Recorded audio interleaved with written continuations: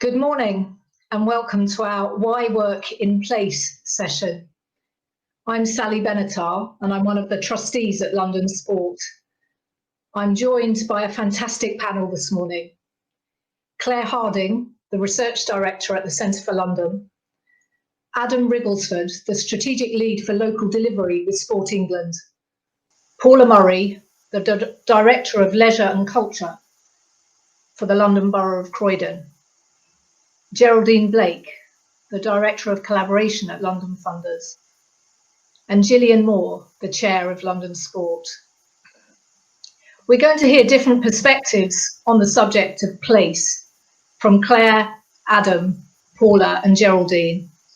And then Gillian will share her reflections on what we've heard from the perspective of London Sport. We will then move into a question and answer session. It's a pleasure to introduce our first speaker.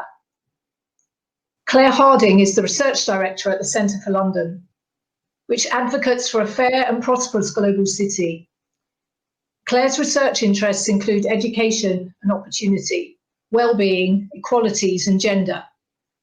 And she is going to share her thoughts on the macro issue across London. Thank you, Claire. Thank you, Sally, and it's a pleasure and a privilege to be part of quite such a distinguished panel today.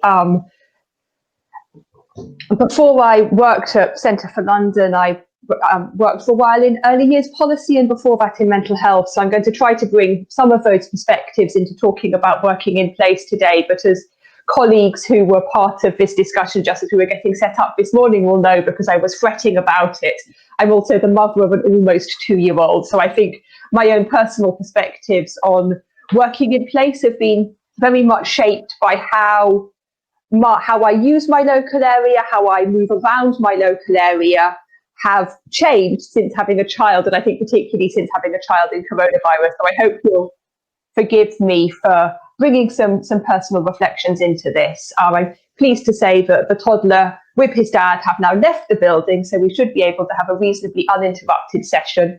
We've been having fun recently because he's got a book with a cat and a fire engine, and he's now decided that the cat wants to be rescued by his toy fire engine. So we get these moments where I'm trying to work and then suddenly there's a toddler being pursued by a cat or a cat being pursued by a toddler, but that is not going to happen today. I wanted to talk about place both in a macro sense and in a very practical sense, which is about what happens as we leave our front doors. I imagine that a lot of us today are sitting in our homes, maybe sitting in our offices, having left our homes this morning. And it feels from a policy perspective, maybe quite an underappreciated question, but an important one. What happens between getting out of our front door and getting to where we're going? So I hope that proves to be a useful and not a rather overly technical lens. So I want to talk a little bit about the physical activity issues around how we move in our local areas, about people's perceptions of safety, what it is to be safe, about timing, particularly with reference to parents with young children, because I think issues of getting out the front door can be particularly acute in that area. And lastly, talk a little bit about what can we all do as people who are concerned about building better and particularly building physically active lives for Londoners do about all of this stuff. It feels very straightforward, doesn't it, the question of getting out of our front doors in the morning, but I think for a surprising number of Londoners it isn't. And in various of my previous jobs, I've worked in community type projects where you try to get people to come to things, and you put on these events and you want people to come to them. And you just, I think I rather naively assumed for many years that they will just get out of their front doors and come. And of course, it turns out that that's not the case at all. We did some research last year, or I should be more accurate to say the Centre for London did some research. I was not lucky enough to be part of it because I hadn't joined yet, about equal access to transport in our city. We're very lucky in London, I think, to have comparatively excellent public transport connections. Distances are generally relatively small, but we really mustn't assume that that means that it's easy for everybody. And we found that about 2/3 of Londoners with disabilities said that the condition of their pavements was a problem for them getting out and about, which sounds extremely obvious, but when you think about the time taken to get somewhere, it becomes very significant, I think, to our ability to get people to be part of the activities that we're offering, to get to our wonderful London parks, if it's a struggle simply to get there.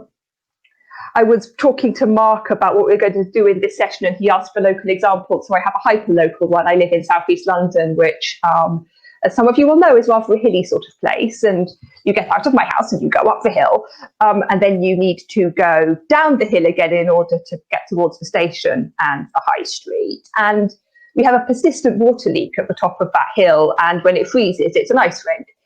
And this was all sort of rather irritating for me for the first few years that I lived here. And then I tried doing it with a buggy, and I realised that it's absolutely impossible. And then it struck me that it was also similarly absolutely impossible for anybody with a disability who made them less steady on their feet, anybody using a wheelchair. So often I think our social lives end up being quite constrained by these sorts of issues, and often it means that things take longer for people, and that we have to build this into our planning. If you have a look at Citymapper, I was doing this morning, different trips that you can do. They have a fascinating step-free option, and kudos to Citymapper for doing that, because I know that understanding what is and is not step-free in public transport is an enormously complicated problem. But what you see from that is quite how much longer journeys become. I looked at getting to my mum and dad's, who are in North London on the other side of the city, and it adds about half an hour to the journey time. And again, I think we perhaps underappreciate it's not just about making things accessible, it's about making them equal, and making them equal means not taking 2 or 3 times as long.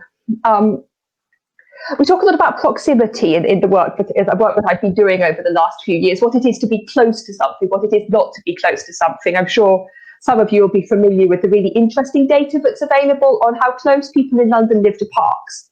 And the good news is that people in London, compared to people living in other parts of the country, do actually in general live closer to parks. We're more likely to live within 10 minutes walking distance of them, which is really, really good. And I think it's a huge positive about our city.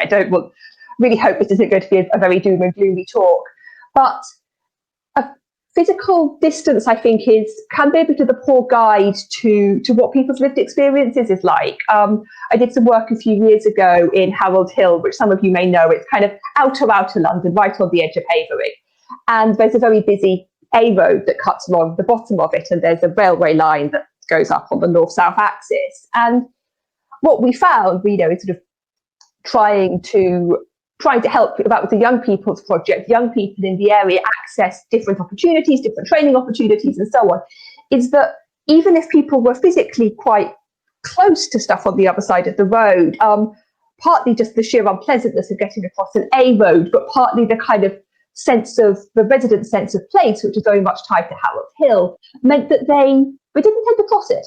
And no amount of, people like me going in and saying, we've got these jolly good opportunities for you on the other side of this road made much difference to that.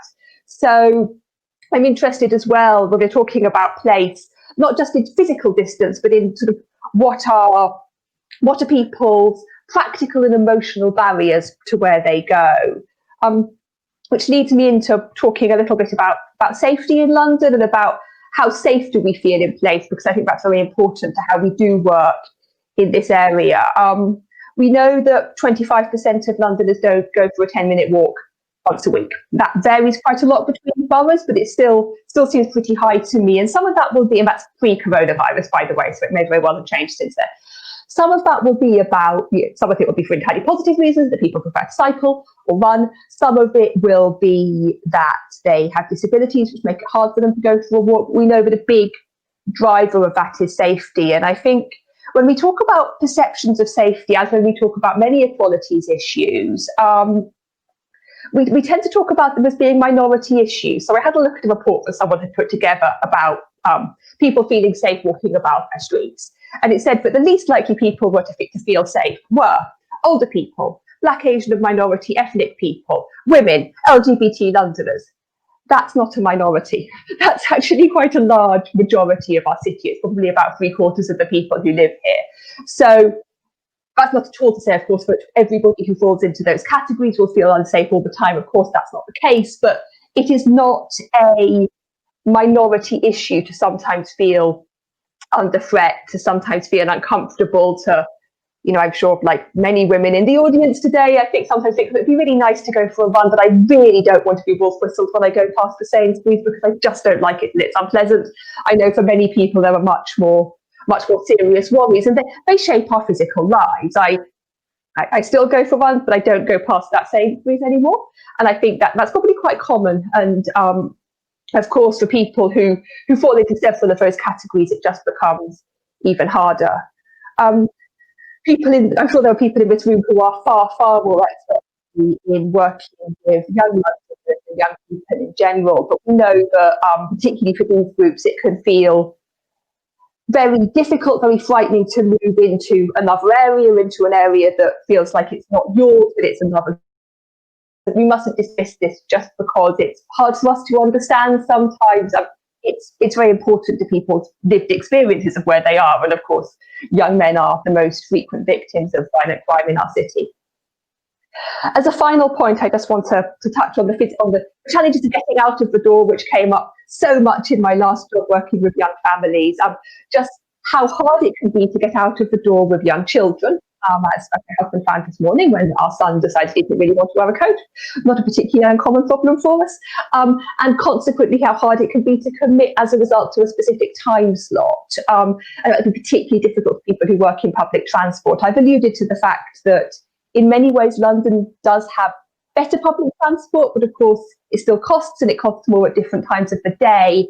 And we so consistently find that if, particularly maybe in parts of outer London where people are using trains rather than tubes or buses, and they can be less frequent, that the timing of activities and the ability to be a bit late or a bit early is so very important to how we offer services. And that's not just true of parents. I think it's also very important for people who have different work shifts. Especially now, we're seeing, I think, an increased emphasis on people who don't necessarily work ordinary office hours. That's also good to bring that more into the public discussion. And indeed for people who have disabilities or fluctuating conditions, which mean they don't always feel the same way every week, and they might not always feel in a position to do a particular thing on the same time on a Wednesday morning. What do we do about all of this? I don't think for a moment that it's possible for any of us to solve everything, and many of these issues, water leaks, the accessibility of public transport and so on, are big public policy issues, and indeed big issues for businesses. But I think it does for me point to the importance of both the importance and the difficulty of having a deep understanding of one's local area insofar as we can. And perhaps both the most important and for me the hardest thing personally as the difficulties of work come up is trying to maintain a curiosity about each other's lives and thinking about the why as well as the what. Thank you so much, Sally. Thank you, Claire. That was very thought-provoking as an opening, and really interesting to hear you talk not just about the physical distance but the emotional side of place as well, and then the strong link to safety or perceptions of safety.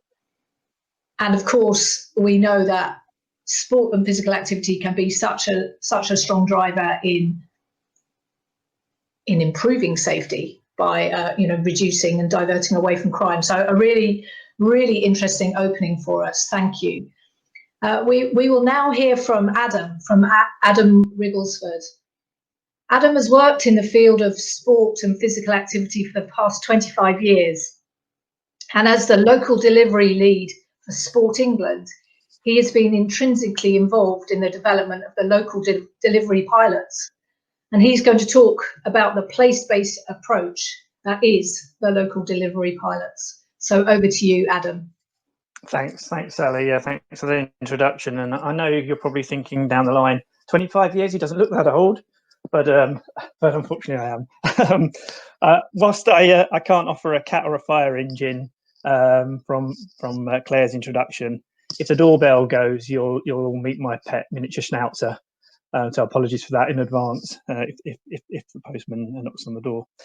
Yeah, some fantastic introductions there in setting the context from Claire, and I was making a few notes in in reflection, really, in terms of the influences and influences on our ability to be physically active, the physical environment and lived experiences that we have, are really significant and shape our lives.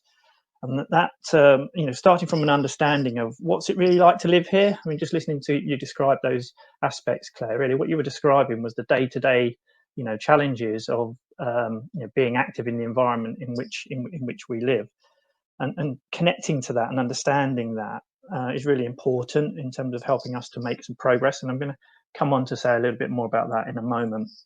So yeah, as Sally introduced, I've been on the journey of developing our place-based local delivery pilots over the last 3 years or so, and it's a journey which has been really rich in discovery and learning, and one which I'm hoping I'll be able to share a little bit with you about this morning. Next slide, please. Thank you. So there are 5 things I wanted to briefly cover. I just wanted to share with you what are the Sporting local delivery pilots and what are we trying to achieve. I recognise that not everyone might have come across those or be engaged in them to the level clearly I have within Sport England. And then I wanted to share a little bit about the things we're learning and the pilots are learning about the key ingredients it takes to do this work. My focus here will be on the main collective learning. There are, of course, many individual lessons from the different approaches pilots themselves are taking, but there are some common threads to draw out in the short period of time that we have, so I'll hopefully bring those to the fore. I then look to share some examples of the changes we're starting to see and the difference the pilots and others are making in the local systems. And then a little bit about how the approach to the LDP works is informing our emerging strategy and 10-year vision. And then just finally, just to share with you a little bit about the learning and how we're sharing that and how you might be able to engage in that going forward. Next slide, please. Thank you. So I don't want to underestimate the value of starting with the what and the why. And this slide is a little bit busy, but I'll bring it to life in a moment. But the starting point for us was our current strategy towards an active nation. And this set out the challenge of delivering population level physical activity behaviour change, whilst recognising there was no blueprint for change at this kind of scale. The added focus was looking at this through the lens of tackling inactivity with a particular focus on underrepresented groups and the inequalities associated with inactivity. But we wanted to avoid doing more of the same. We'd recognised that we'd invested a lot of money, not just ourselves at Sport England, but partners, local authorities and others as well, in a range of valuable interventions, but small-scale interventions that individually weren't delivering the overall population level change that we're seeking. And we really started from the premise, if we do what we've always done, we'll get what we've always got. So we wanted to try and test a different way of thinking and a different approach. And we had at this point a growing understanding of inactivity. We've got a lot of insight from Active Lives survey and the data that we've been putting together over the last decade or so, and really recognised that it's a complex issue, massively influenced by context, but many influencing factors are in our communities, as we've already started to hear from Claire. And increasingly understanding that it's the things that are going on around us in the system that influence as much, if not more, than the things within us as to how active we are. And therefore, we knew population level change required a whole systems approach. To move away from single partner, single intervention approaches and towards starting with understanding people in their place and working out how things can join up and make a more active lifestyle more easy and more joyful for people. Well, this meant developing a deeper understanding of people and the influences and barriers, the barriers that are in the way of people being active, and then trying to work through the approaches that would help solve them. And we very much started from the premise of no preconceptions of what we needed to do, but they would be community and needs-led, and that would be the guiding principle of how we develop them. And looking at the slide, put simply, could we get more of the arrows in places routing and pointing in the same direction, heading for the same overall shared sense of purpose? We started with 12, and you probably can't see that very clearly on the left-hand side of the slide, but we've got a mix of rural, urban, coastal, a mixture of demographics, a mixture of sizes of population, and we weren't prescriptive in what the geography was. We let places identify and determine what made sense in their populations of how people connect and how place resonates. So in Greater Manchester, it's the 10 local authorities that make GM. In Withensea, it's the town of Withensea, you know, with a population of 6,000 people, and in the height of the summer season up to 14,000 people. You go to Essex, and we've got 3 local authorities and the county council guiding that. So a mix there, and the purpose for that was that we wanted to reach out to other people and other partners around the country for them to see and be able to connect to a pilot that had similar characteristics to their place.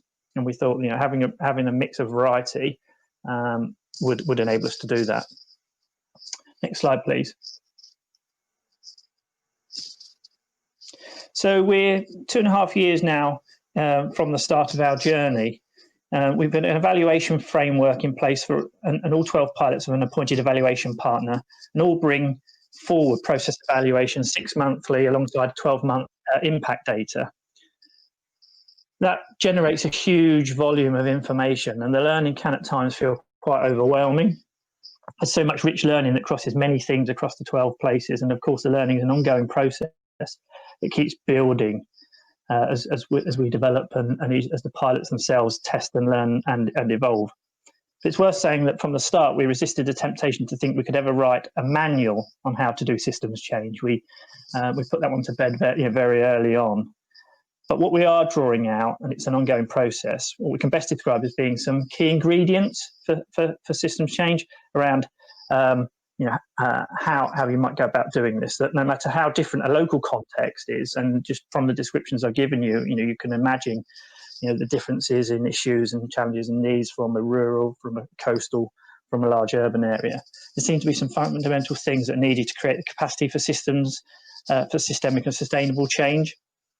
And what you've got on the screen there are just 4 of the ingredients that we and the pilots are learning more about, that to us seem key to taking a systems change approach. I'm just going to say a little bit more about now. It's also true and important to say that we're increasingly seeing this way of working and learning it produces in other places beyond the pilots. This is not the sole preserve of 12 local delivery pilots. There's a growing movement around the country around developing a more systemic, systems-based approach to tackling some of the challenges, not just in physical activity, but in other public policy areas as well. So just going to say a little bit about these 4 areas. So leadership, we've learned that the quality of leadership is absolutely fundamental to how the work progresses. The leaders, wherever they are in the local system, make the difference. This is a people-led and centred way of working, and it's people, the leaders, that make the change. We're learning about the importance of the behaviours and style leadership required to work with the community and across the system. It needs empathy, it needs to be distributed, it needs to be ready to share power, it needs to be open and honest, authentic, be collaborative and genuinely not concerned about taking the credit. We're seeing the importance of a cohort of leaders at all levels in the system come forward who have the ability to build trust and high quality relationships, move transactional relationships to collaborative partnerships, and to shift from a mindset of organisational leadership to system leadership, and to create an environment that is open to continuous learning and adaptation through a test and learn approach. It's not only about senior leadership, although this is key, but leaders exist and are needed at all levels in the system and within organisations to make the changes that need to happen. And that's been a really fundamental priority for all of the pilots. Spent a lot of time and energy around building capacity and around strengthening the leadership at all levels within their place. The second area is around shared purpose and value. Having shared purpose and value can unlock energy, potential and resource. It can hold the tension that will often exist across partnerships and different parts of the system. Where shared purpose is strong and progress can be made rapidly and meaningfully. It's not always easy to achieve. It's part of the leadership work to collaborate and work out together what is the shared purpose we can convene around and contribute to. And I think probably we've best seen this through the outbreak of COVID and the period of national lockdown, which demonstrated to all of us the ultimate power of a shared purpose and values, where communities are coming together to support and protect the most vulnerable, to help the NHS to save lives. And I'm sure you can relate to that in your own circumstances and localities. And our pilots have been at the forefront of that in contributing to and leading that community response, because they've built trusted relationships up with key partners and stakeholders and residents.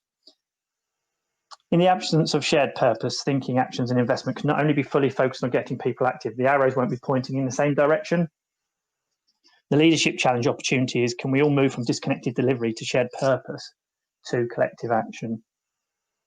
And then the third area here was around deep community engagement. New levels of genuine engagement and co-design with the so-called unusual suspects is really tough, but it really is significant and essential. It's easier to only listen to those parts of the community who are most vocal, but we need to go beyond this and find ways to hear from others who don't naturally step forward. Done properly, this is having a deep and profound effect on the professionals involved and influencing the outlook and the reshaping of services. I suppose fundamentally what I'm describing here is an asset-based community development approach that each of the pilots have embedded at the centre of their thinking and the way of doing. And then the fourth area is around collaborating with other parts of the system. We're starting to see non-sport sectors prioritising and focusing on the role that sport and physical activity can play in their outcomes, and I'll say a little bit more about that in a moment. And this is moving from just a public commitment to thinking and acting and investing differently towards sport and physical activity. So we move from the the headlines into actual details and action. And this allows understanding the problems of inactivity through the lens of systems, not silos and sectors, and tackling complex problems through collaborating, built on shared purpose and values. The next slide, please. Thank you. So colleagues that have been part of our journey or have been at any of our webinars and workshops will recognise this slide. This is the socio-ecological model around system change. And I just really wanted to touch on here on some of the challenges that we've seen together. I say together, I say we being pilots and ourselves at Sport England. One of those is around being trapped in a layer. We can already see in some places there's been evidence of some paralysis by the complexity of the local system and the things that need to change. It's easy to trap yourself in one of those layers of the system, but actually to deliver true change, we've got to think it holistically about the landscape in which people are influenced in terms of their physical activity behaviours. Maintaining strategic support is significant. It's been a key challenge, both in terms of the officer level, but also the political context, where change in local leadership can unsettle and take us off track. And then around evaluation, the challenge for us here has been shifting away from a traditional sense of evaluation of just measuring numbers to actually a much deeper understanding of the value to people in the place in terms of what really matters to them and how we demonstrate impact and progress against that. And then a live learning culture, high quality learning that illuminates what is working and provides the insight to shape future choices. Doesn't emerge of its own accord. It takes a lot of conscious design of processes to extract learning and discipline to stick to them when other pressures are dictating the pace. But that's been really important to us. We didn't want to wait to the end of 5, 6, 7 year period to produce reports on this. We wanted for that to be live here and now, so that we could share it as it develops. Next slide, please.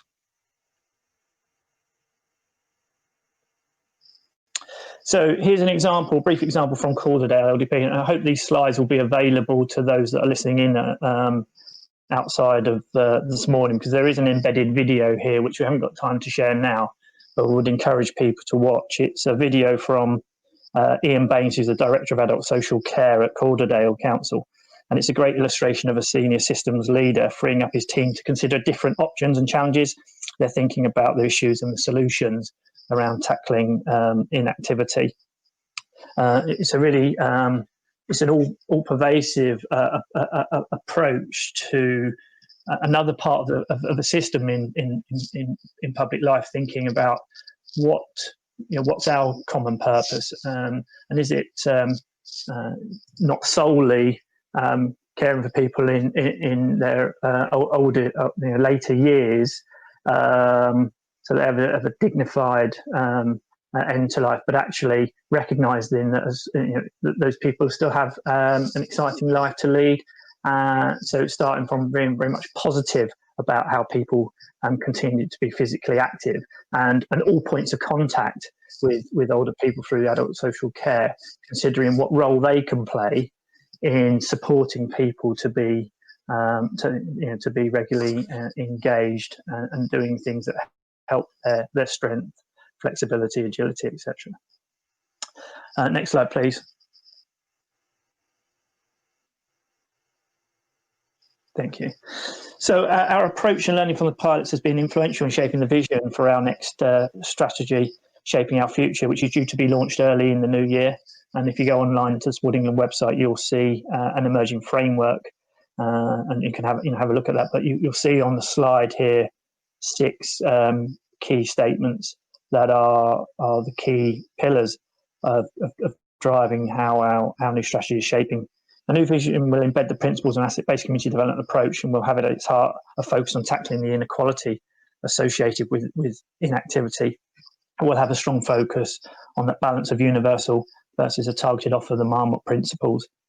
It will, in terms of the asset-based community development approach, be about building with communities, not doing to. And it will be about trying to join the system up at the local level in a more effective way. Thank you. Next slide, please.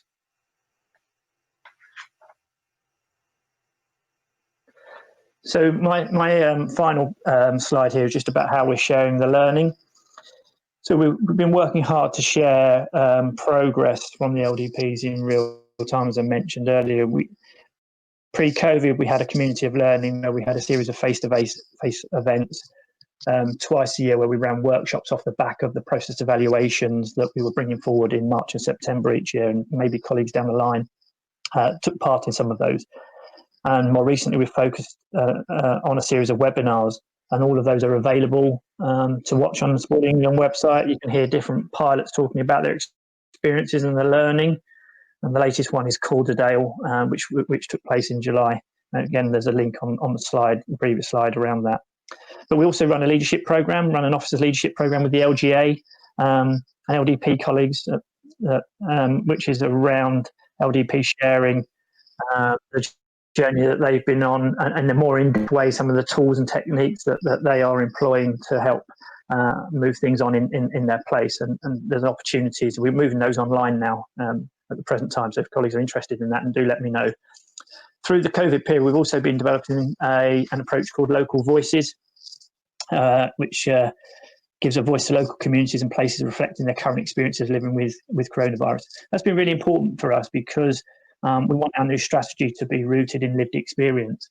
So, those local voices are not only telling us what here and now is, but also helping to shape our thinking about the what and the how in our strategy as we go forwards. And then we've got some new resources coming up. We're just updating some pen portraits for each of the pilots, which will be online shortly. And we're also developing a story of the LDP so far, which will be able to give a sort of a tangible feel for the individual journeys that Sport England and the LDPs have been on, for those that are interested further in this work. So that's quite a lot to cover in a very short space of time, but hopefully it gives you a bit of a flavour from where we've been, where we are, and where we're heading. Thank you. Thank you very much, Adam. That was really good to hear, and very exciting that the local delivery pilots are playing such a role in the shaping our future strategy for Sport England, because it does sound as if it's a very pragmatic blend of action and evaluation. Thank you very much for sharing that, and for the specific example of Calderdale that you gave, which brings it to life. I can confirm to delegates that the slides, all the presentations, will be available on the website, on the Active London website. And can I encourage you as well to submit any questions that you may be thinking of as we're going through the presentations. Submit them via the link ready for our Q&A session at the end. Thank you. Our third speaker is Paula Murray. Paula is the Director of Culture and Leisure for the London Borough of Croydon. And Croydon have been working closely with London Sport on a number of projects, including the Tackling Inequalities Fund, This Girl Can, and the whole subject of opening up premises and to increase access to facilities. And Paula is going to speak about the importance of local authorities working with communities to achieve real change in this area, and also what the challenges are. Thank you, Paula. Thanks. So could I have the next slide, please? Thank you. So yes, I'm just going to offer a few thoughts from a local authority perspective to help the debate. And my slides are just a series of pictures they're all pre-COVID, and I hope are a nice reminder for people of when we're all able to get a lot closer to each other.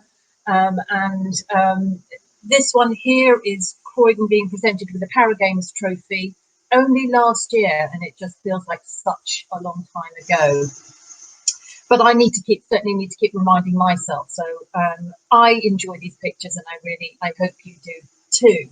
But don't worry if they don't seem to exactly correspond with the thoughts I'm giving you at the time. That's not their purpose. So in terms of the theme of this session, place, working from a place perspective, absolutely, from a local authority point of view, it makes complete sense. Working holistically, whether that's in terms of a place or a community, or indeed an issue or a challenge, developing that ability to use many different levers and all at the same time. And I think Adam's examples really, exemplify that. And in many areas of local authority work, it is actually our approach. It's what we do in many parts of our services: community development, regeneration, and increasingly in other services, antisocial behaviour, domestic violence services. I think it is absolutely way to go. And having sports and physical activity as one of the sets of tools in that approach also makes complete sense. The other slightly different aspect of it that I think Claire touched on a bit, the idea of going to where people are, I think is a really important element as well. And in local authority, we would probably call that a localities approach. But it's a very similar kind of methodology. You can't expect people to make the journey, whether that's in terms of their lifestyle, their geography. You have to make that very, very possible for people. So our localities work in Croydon is something that I think is part of a very good fit with the systems approach that Adam was talking about. And the work that we're looking at with London Sport is sort of actively exploring that in terms of different spaces and places where things can happen, but spaces and places that people find accessible and can reach. Next slide, please. I think the other thing I would say is that local authorities are uniquely placed to facilitate this kind of approach. We have the access, all of the information and the overviews that give what Adam just described as that deeper understanding of people. We have that the demographic information, the trends analysis, and we're getting better at deploying that in a more targeted way. The way that we work with public health, that's a public health approach, using the stats, using the data to really drive resources and action to a very targeted direction. My husband's just chosen this moment to bring me a cup of coffee. I should have told him what time the panel was. Sorry about that. That's the one time he'll do that in the whole entire day, and it would be now, wouldn't it? You would think he'd done it deliberately, just to show off. What was I saying? So yeah, the other point I would make about local authorities being in this sort of central position is we're also well placed to bring in those partners, outer reaches of partners, and again, as I think Adam referred to, but maybe not the partners you'd immediately think of. And I think we're well placed to do that, and I absolutely think that's what we should be doing. And unless you combine the resources in that way, we're all stuck, because resources are so tight now, and it is getting worse. And I'm going to say more about that in a moment. And we have no choice about we have to take this systems approach. We really have no choice. Next slide, please. So despite my pictures trying to cheer us up and focusing on us on a pre-COVID time, it's impossible to have any discussion or to reflect on anything, I think, without looking at it from the current our position in the middle of the pandemic. And I have to say that the whole situation poses absolutely enormous challenges for local authorities, and that's financially and pragmatically.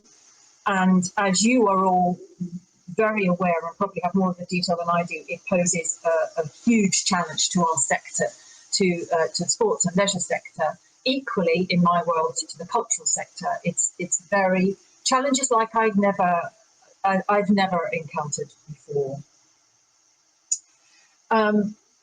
Next slide, please. So local authorities' financial challenges, I think, they're in the media every other day at the moment. I look at the news and it's there. League tables of local authorities in terms of projected overspends, and Croydon's absolutely up there with others. And one of the really challenging outcomes of that situation is that there is a debate, a really difficult debate about statutory services and non-statutory services. And in that context, very often, leisure, sport, also libraries, culture, are used as the go-to example of the definition of discretionary services. Actually, libraries are not. Libraries are statutory, and leisure contracts are legally binding documents. So it's a in so many ways it's so unhelpful. And at a time when we absolutely need to be consolidating all our efforts and working together and doing everything we can, it's a terrifyingly unhelpful backdrop of this financial position. While we're trying to deal with the reality of teetering leisure contracts, the sector feeling to me at times like it's falling apart. Next slide. And all at a time when, one of the other things that COVID has absolutely shown us is absolutely highlighted inequalities. It laid them bare across health, across communities, geographies. So if we needed any further evidence, I think the effect, one of the effects of the pandemic is to absolutely throw that into the light. And if we ever needed a systems approach to tackling inequality, it's now more than ever. Not that it needed proving. Next slide, please. A slightly more positive legacy, I think, of COVID, again in terms of our theme today, place and space. Echoing some of what Claire was saying, I think, is the very sort of physical and literal way that this turns people towards their own very immediate places and spaces for activity, for spending time. We did a survey of park users, park and open space users, and asked them questions about their usage pre-COVID and then during COVID. And unsurprisingly, the overwhelming majority came back very strongly about how much they valued the parks and open spaces and how they were using them for physical activity. And that's about their physical health, but also very much about their mental health at this time as well. Our outdoor gyms became an ongoing local battleground because the government guidance meant that we had to go in there and take them off. And there were literally people waiting in the bushes to come out and pull the tape off as soon as our people left the site. We lost that one in the end. We just had to kind of live with it. But I think it was a really kind of in-your-face demonstration of how much people valued and used those things on their doorstep.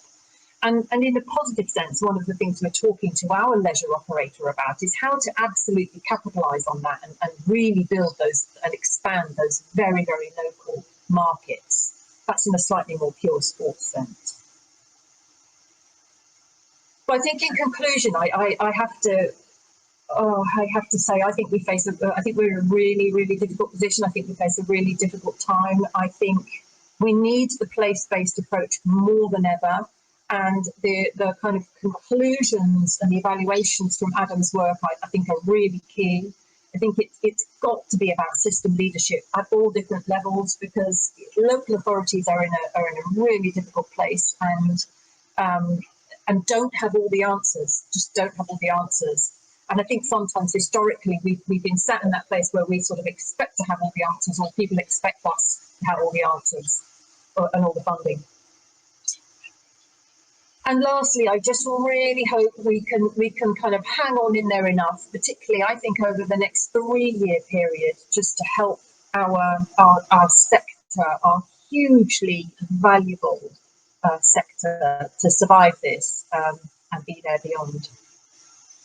Thank you.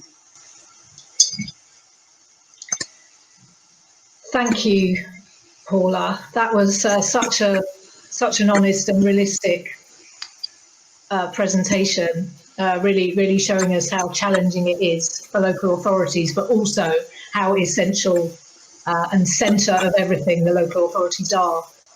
So thank you very much for sharing those views and with those examples as well. The outdoor gyms is a great one where people are desperate to use them, but they can't. So really good insight into what it actually feels like at the moment to be working where you are. Our final speaker is Geraldine Blake.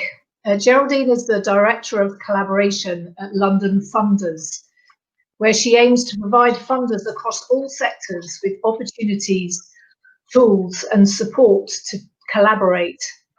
She's going to talk to us about place-based giving and the power of people, partnerships and place. Over to you, Geraldine. Thank you very much, Sally. This has been a really set of really powerful presentations so far, so delighted to be part of this panel.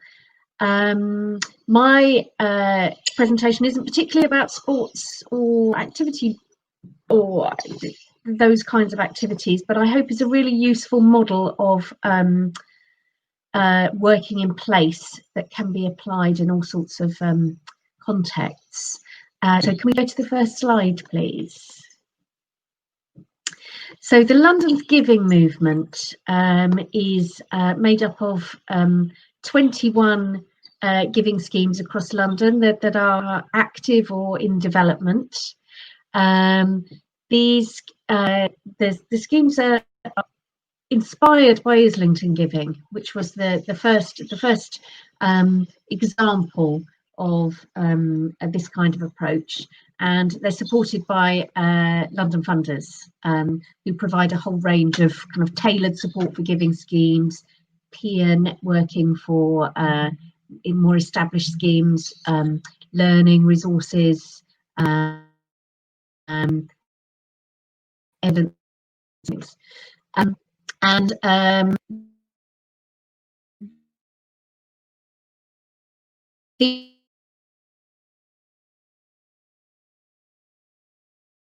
when I first joined, how big is this? So the numbers, we set up a metrics project, so we generate some numbers every year, and we've just got the numbers for 2019-20, which show that which have doubled in a year. So what we're seeing is exponential growth rather than steady growth. And we expect that trend to continue, if not increase, in 2021, because what COVID has demonstrated is people's desire, in fact, people's need to give, whether that's their time, whether that's resources, other types of resources, money, expertise. And it's interesting that actually often people want to give to the places they're most connected to their own neighbourhoods. Next slide, please.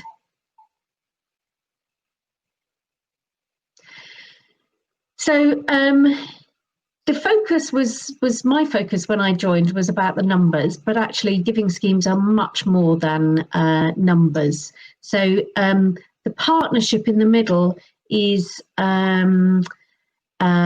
we talk about a partnership of unusual suspects, but what we mean by that is that it's a very broad partnership. So a partnership that includes the local authority, local funders, if there are local funders, not every borough has those, local voluntary sector, but also local residents, small business owners, who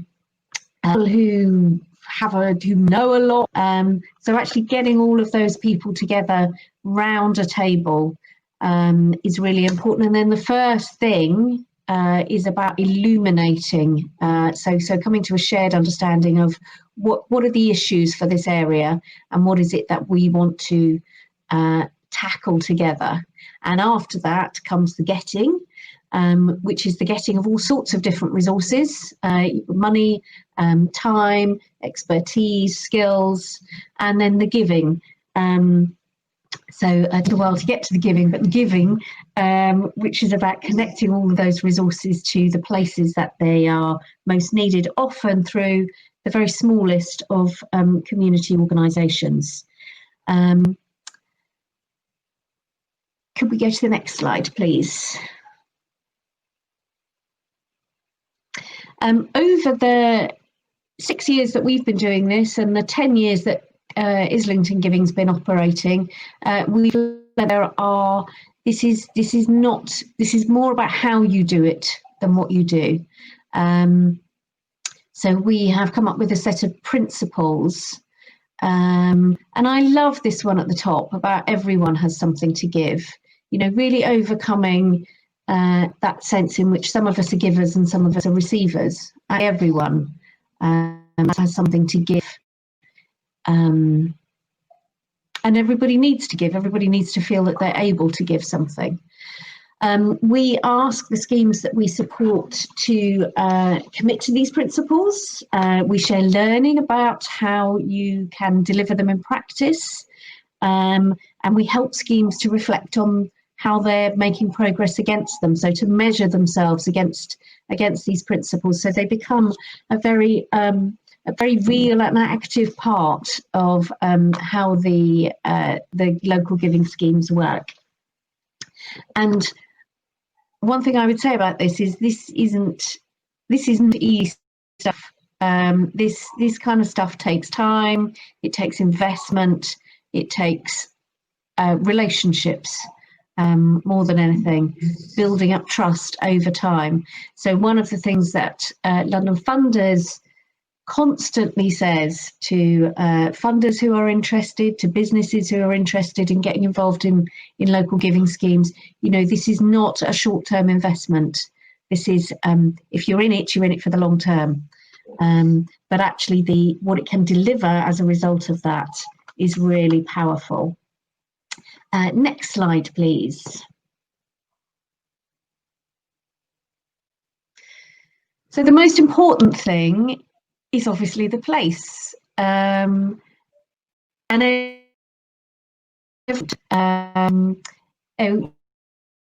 not just challenges, but assets that they have to overcome those challenges. So, some of the central London boroughs will have, global businesses. Some of the older London boroughs will have lots of local endowed foundations with almshouses from centuries and centuries ago. Some of the outer London boroughs may have fewer of those kinds of assets, but will have local authorities which play a really key role in there as place shapers. And so every local giving scheme responds differently to those challenges and assets. So we see, Camden Giving has a partnership with Section 106 funds from the redevelopment of King's Cross. We see Lewisham and Merton have really strong partnerships with small businesses We see some local giving schemes are hosted by a CVS or a volunteer centre, others are hosted by the local authority. And we see in Islington, who've been running now for 10 years, so have a track record of how you deliver real change for people, now have a 10-year partnership with their local authority. So it's also really interesting that there was a number on the earlier slide about 1.8 having been raised by the schemes in, mainly April this year, and about 500,000 of that came from individuals, many of whom hadn't given before, and 800,000 from businesses, from local businesses, and we know that probably none of those donors were saying, I must get involved with my local giving scheme. I think what they were saying is, how do I get my money to the places that need it, to the people who need it fastest, and who are the local experts who can help me do that? So we saw schemes, local giving schemes, not just raise that money very quickly, but also get it out to the places it was needed very, very quickly, because they had that local knowledge. Next slide, please.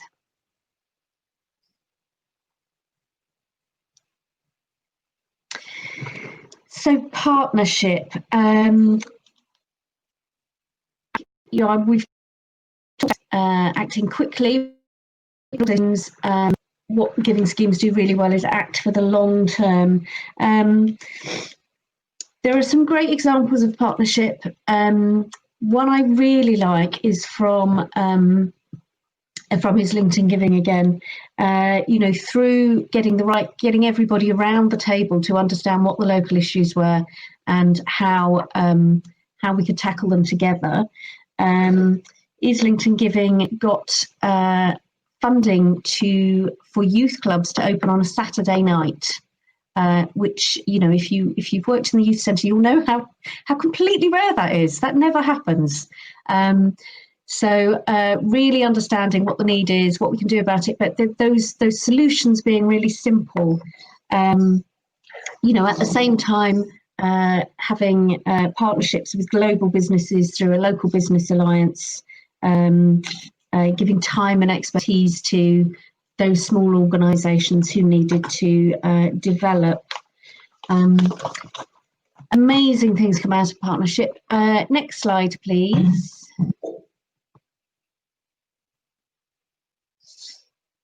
So lots of the giving schemes have identified young people as a priority area, and many of the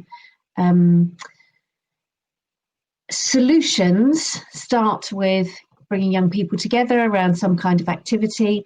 I wanted to tell you about a programme called the Catalyst programme that a number of the giving schemes run, where they partner with a local community organisation and enable them to give direct grants to individuals. So it's those rooted local organisations who understand what is it this individual person needs that will make a difference to their life, and that examples include more than one man from whom the result was the purchase of a fishing rod or a bicycle. And I think that's so powerful, the connection between the most mindful interventions with individuals that enable them to reconnect with other people, reconnect with their communities, and how that connects back up to the strategic aims of the giving schemes. But it's not just about the kind of activities that are provided or the kind of things that are funded. It's people being absolutely at the heart of what those giving schemes do. It is constantly listening, consulting, engaging, and in a number of schemes now doing participatory grant making, so involving local people in deciding where the money goes, and handing over the power to them. And we believe that those kinds of approaches, they're complex, they're messy, they take time sometimes, although we've seen them move very, very fast in the last 6 months. But we think those kinds of approaches have a role to play in tackling inequalities in London's most deprived places. Next slide, please.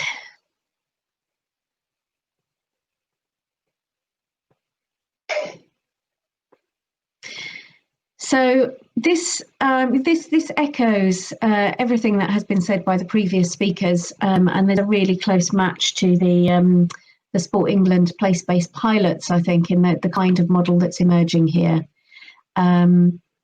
We were planning to launch our report, which is called The Power of People Play, at a conference in the second half of March. That obviously got cancelled, but the findings from the learning from that report that's shared in that report about how you actually do this kind of stuff in practice, how you build trust and relationship, what you can achieve as a result of that, I think is more important 6 months later than it was. And absolutely, Paula, your challenges faced by local authorities and civil society in all of these places. The need for us to do things together and to recognise that actually all of us have something to give to this is more important than ever. Thank you.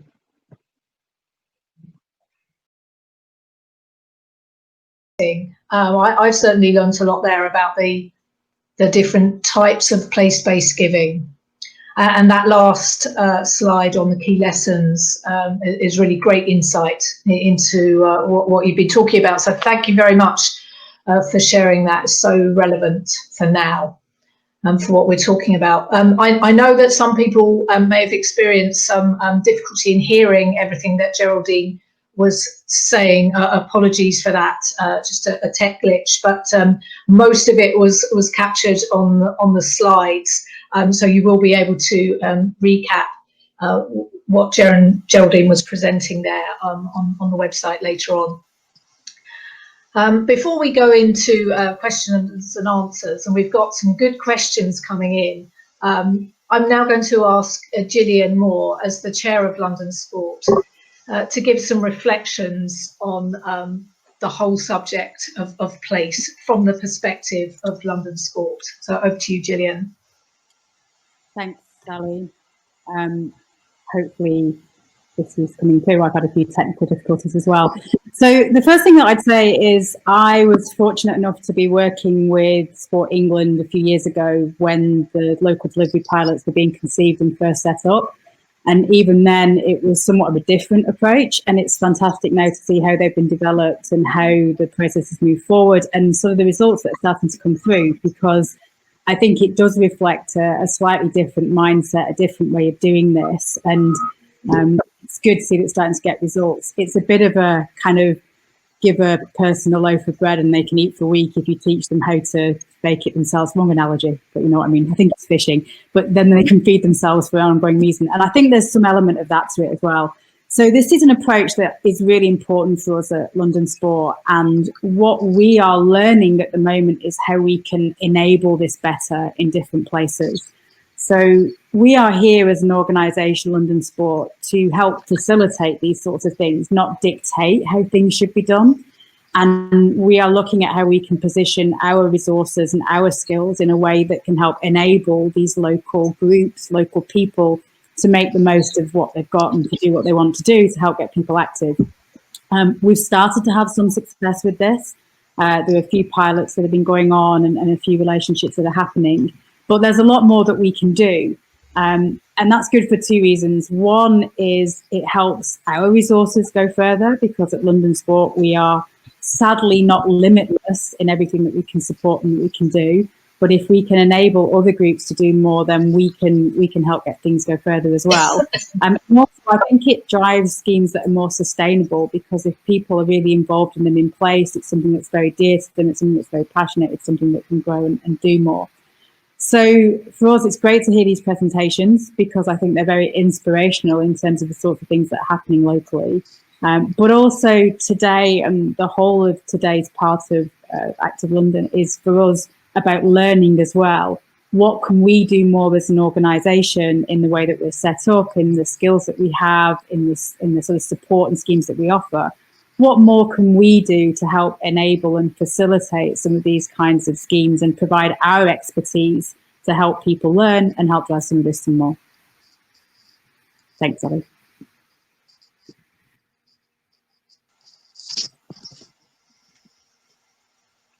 Thanks, Gillian. I can see you, but I lost your sound a couple of minutes in, so I'm just checking that you finished giving your reflection there, because I didn't hear the last moment of it.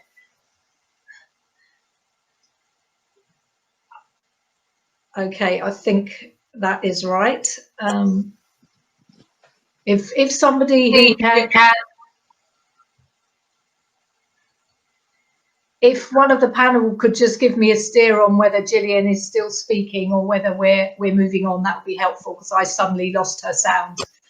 Hopefully, can you hear me again, Sally? Now I finished speaking, and then I dropped and I come back again. I'm having some real problems. I think it's just you and I, Sally. I seem to be able to hear everything else, but you and I have got a bit of a block going on. Okay, that's fine. Thank you. I can hear you now, and thanks for confirming that you finished. I heard the most of what you were saying. Thank you very much.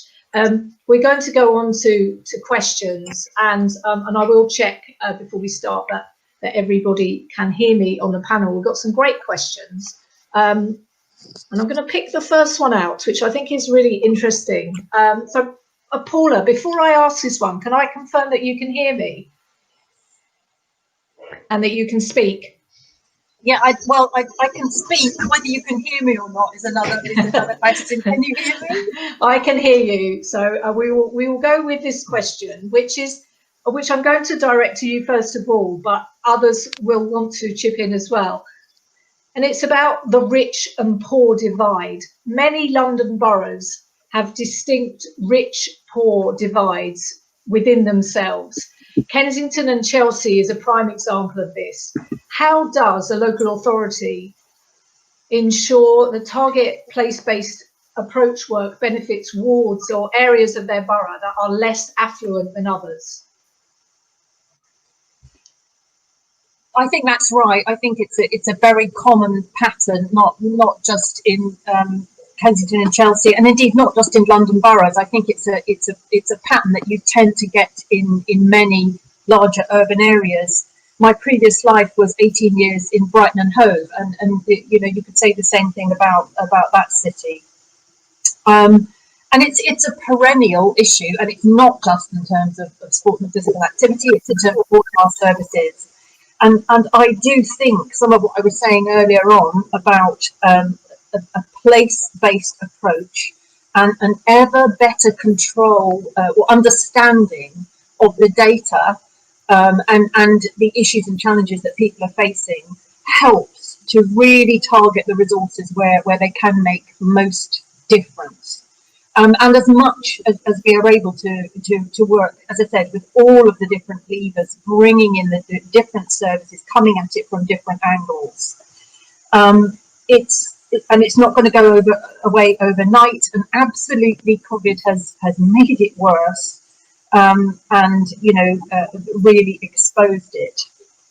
I think one of the things that's particularly difficult for us at the moment as well is in our conversations with our leisure provider, the driver for commercial and financial sustainability, survival is absolutely paramount, and that does not always align with the driver for inclusion and equalities.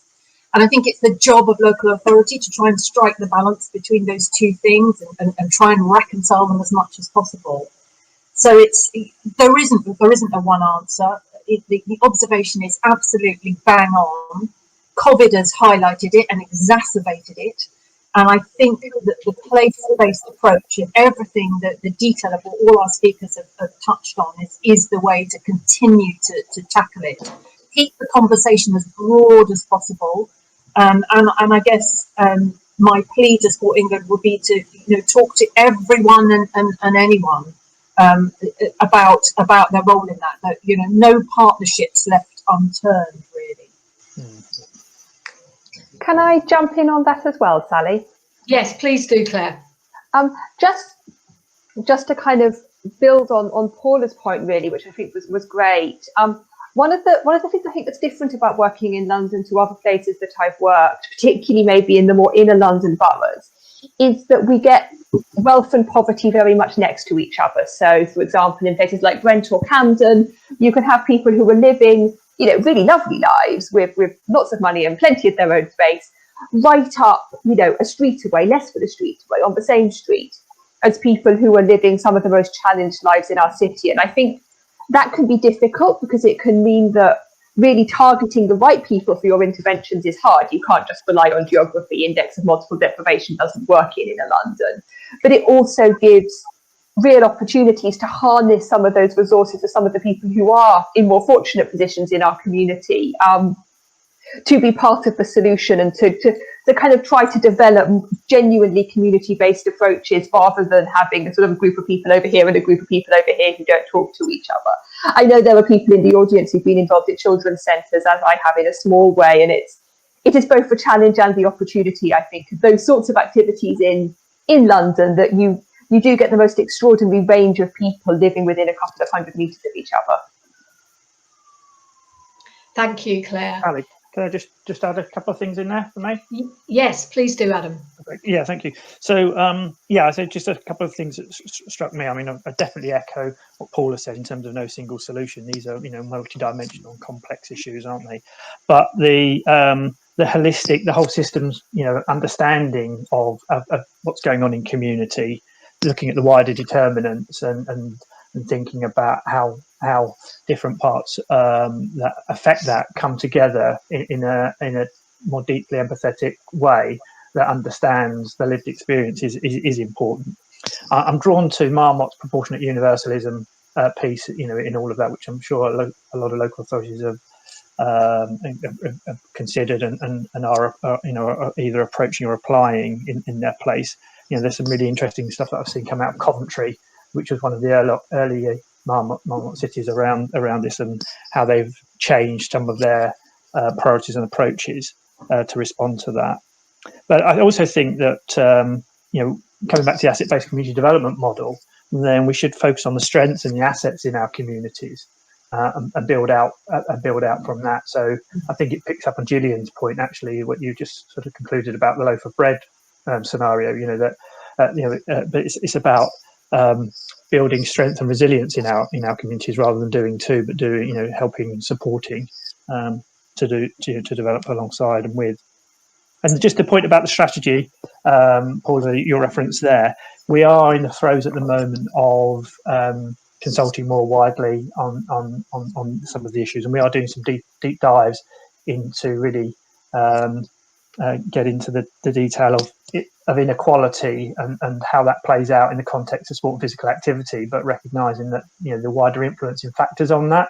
So we can't just see it in isolation of just in terms of the context of physical activity, without understanding the other factors that are affecting people's ability in the first place to be active. Okay, thank you very much. And we'll move on to the next question. And there's a couple of questions actually about how do we improve trust to have more partnership working. And this one is quite specific.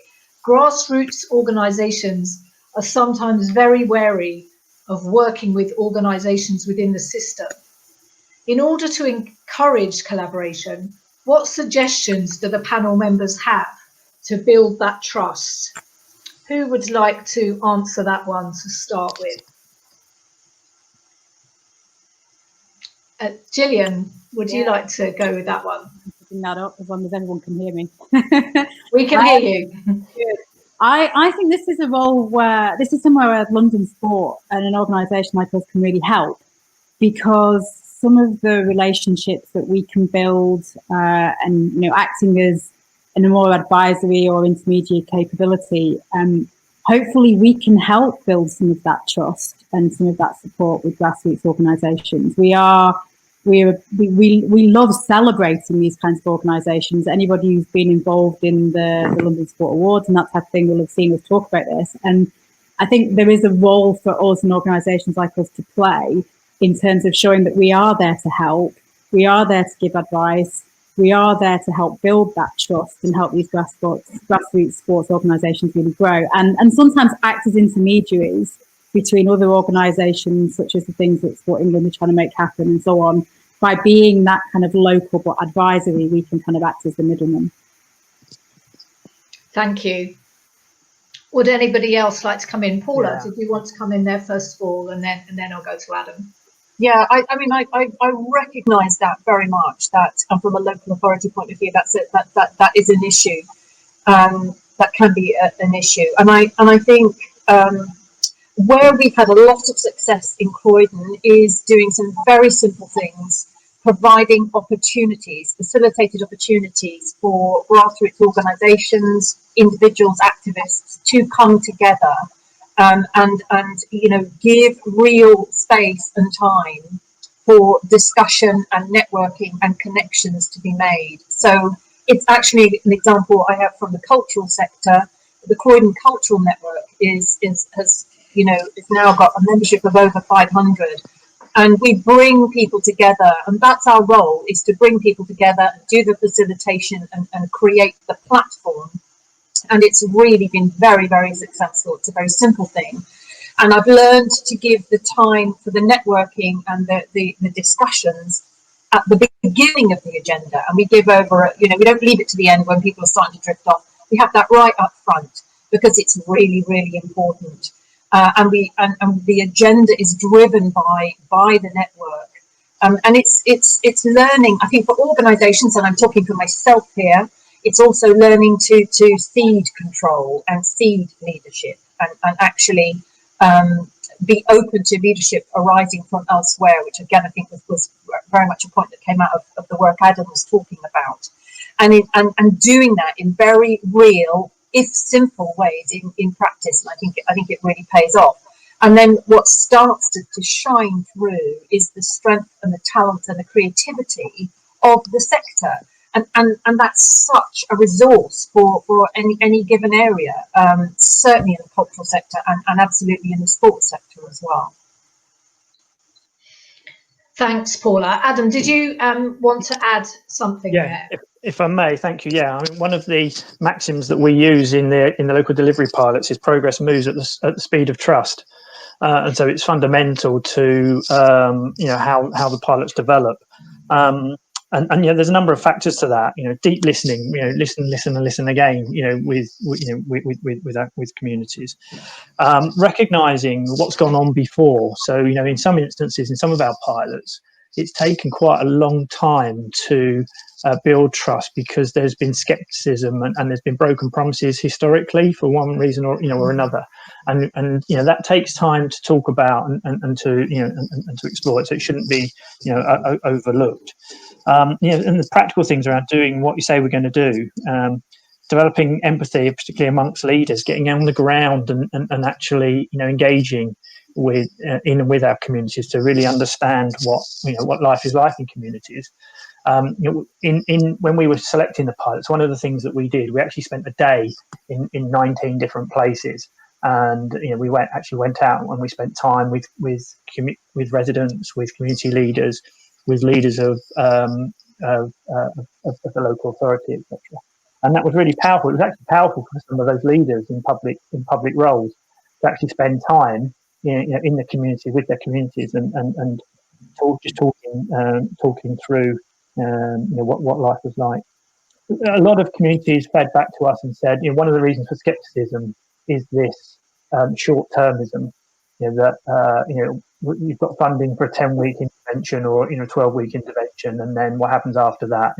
We've seen numerous government, national and local, initiatives come, pass through our communities and go, which leads to kind of that perception in some areas of say, of a lack of trust.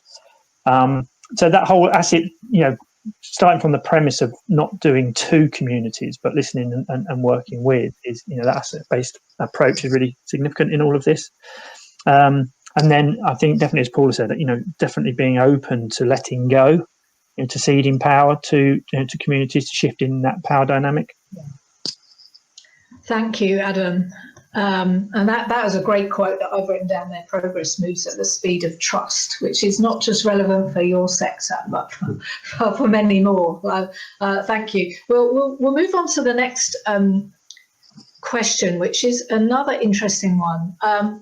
As localised place-based working increases, are there risks around local areas competing more intensely for limited funding? And if so, is there anything we can do to mitigate those risks? And it is worth saying as well that some of our panellists will be returning this afternoon at 4 o'clock to discuss the issues that we've covered today. So there will be further opportunities later on for questions. But who on the panel would like to answer that one around mitigating risks about more place-based working applications with limited funding?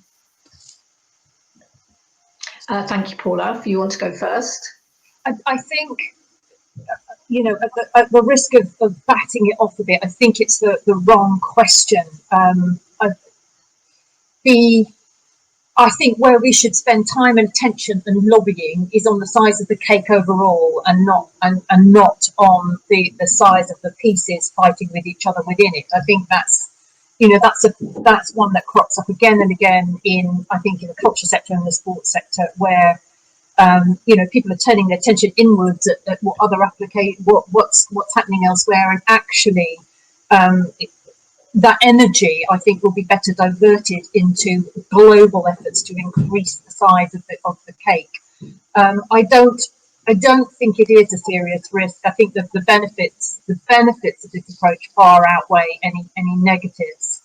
And as a local authority, I think what I would do is I would look to make the argument about the sum of the whole. And I would find opportunities to try and bring together the different bits to make a collective argument about the size of the cake. Okay, thank you. That's very clear. Does anybody else want to add to that one? Claire? I think I'm in danger of spending this entire session saying I agree with Paula, but I think it's so important that we don't allow ourselves to spend so much time running competitive processes between areas that we get distracted from the big picture. And also for local areas, I have occasionally seen kind of tensions about, why did this area get more money than another? I do think they're very rare. And I think that sometimes the reason they can happen is that people put very complex processes in to bid for money, which means people put lots and lots of energy into them. And then it feels even worse when you don't get it. So I think it's about proportionality in the processes we use to allocate funding as well. But by far and away, the most important thing is not to have so little money that you're trying to allocate enough money to run 5 football matches between 20 wards, because that is never going to work. Okay, thank you. And I don't think it's a bad thing to be saying that you agree with Paula, because we're getting really good insight into, the real challenges. So, okay, next question, which again, Paula may want to answer, but others may want to come in as well. It's anonymous, so I don't know where this is from, and it doesn't matter. Our club has had a huge problem with obtaining the necessary resources and space due to the focus for the leisure provider being profit driven, not providing a service. Our council did not want to get involved. This resulted in our club not being able to develop and reach out to our community. So this is from the perspective of a club, a grassroots organisation. What's the views on that one? What should be the best approach? I think this situation is symptomatic of actually the way that local authority can deal with things in different bits. And so, you know, there'll be one mindset that is the leisure contract and one that is sort of sports development, physical activity development. What we are trying to do in Croydon, and what I feel is a better approach, is to try and take an overview of sports and leisure activity and try and get all of these things working together. And, you know, speaking very candidly, pre-COVID, that was going really well for us. And you know, it's all part of your picture. It's all part of your resources, the clubs, the opportunities for people. They're all really important parts of the offer for residents. And you need to get that working all together, like, you know, one machine.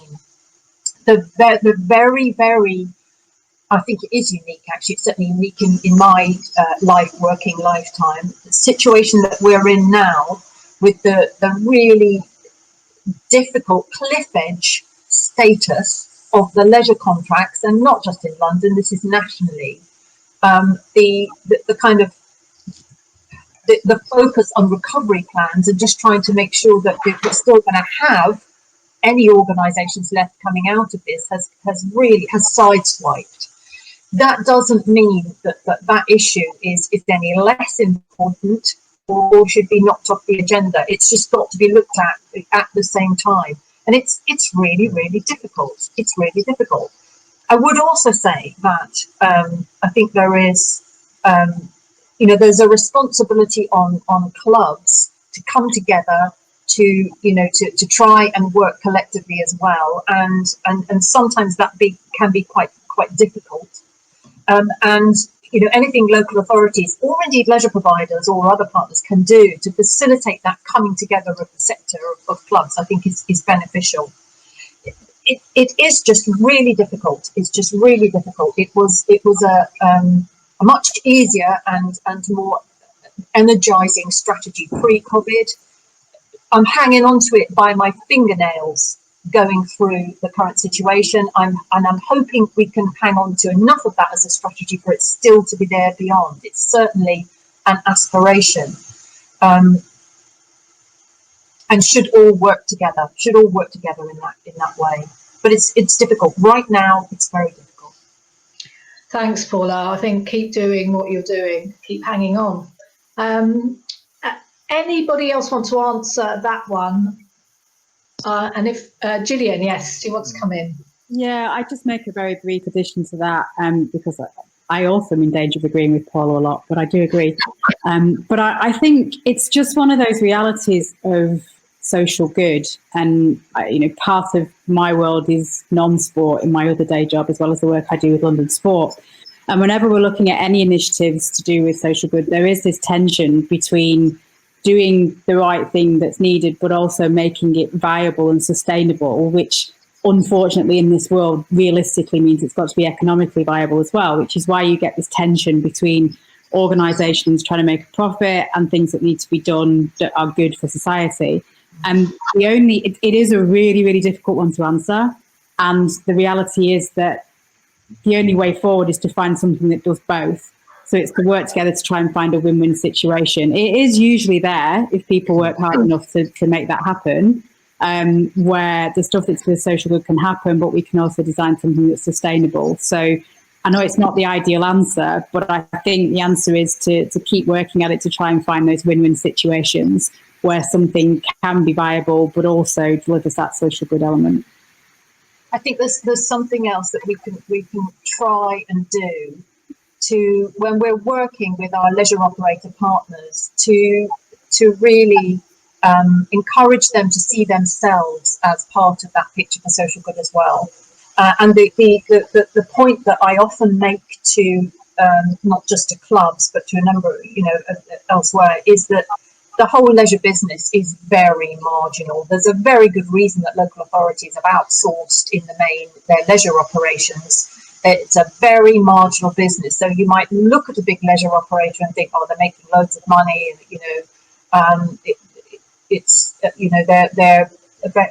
big, successful. Actually, they're not. You know, the margins are tiny, and I think people need to understand that.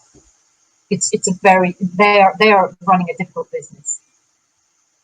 Okay, thank you, Paula, and thanks, Gillian, as well. I just want to say a big thank you to our panelists, Adam, Claire, Paula, Gillian, and Geraldine. And now you might have noticed that I didn't direct any questions towards Geraldine around giving and funding, and that's because Geraldine had dropped off the call before we reached the Q&A, unfortunately. But I'm sure that she would be willing to engage on. There are quite a few questions around specifically place-based giving, which I'm sure that she would be happy to answer in another forum. So thank you to all our panelists. Thank you to the delegates for posing those really good questions. We have another session later on this afternoon at 4 when Adam, Claire and Paula will be joining me again. And I hope that you all enjoy the rest of the day. And thank you all very much for your contribution and for listening.